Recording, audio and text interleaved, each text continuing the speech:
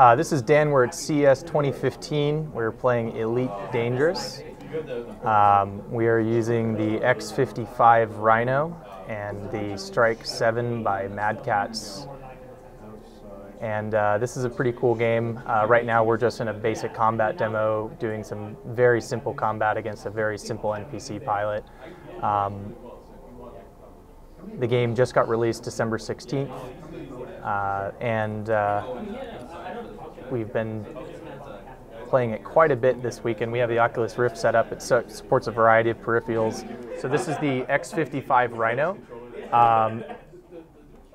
There's a number of buttons on here, so you don't really have to do any additional bindings for the game. It has a stock profile. You just basically boot up. It'll automatically detect the X-55 Rhino and set all the hotkeys for you.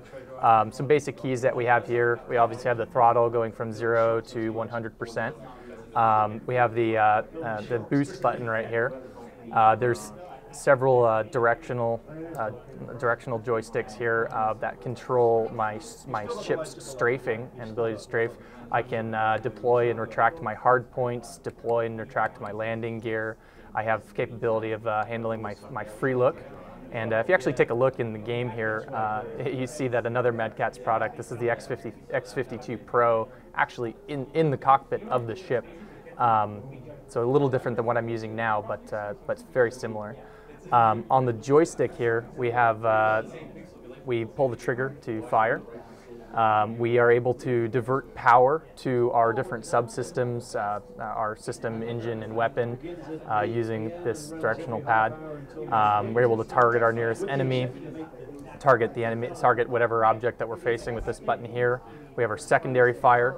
We have our view control, and then we also have a pretty nifty switch here that I'm really liking, and it's a nice addition from the X-52 Pro, but it's this little toggle switch here, which is default bound to flight assist off. All of these toggle switches are bound to things. I don't know all of them very well, but I do know that this is for a cargo scoop. I'm sure we'll have things like silent running and other ship controls here. It's a really nice controller to have for this because you don't really have to do any additional binding. You can just jump in, play. Just if you just pulled it out of the box, you don't really have to do a whole lot of work to get this functioning properly and get it nice and comfortable.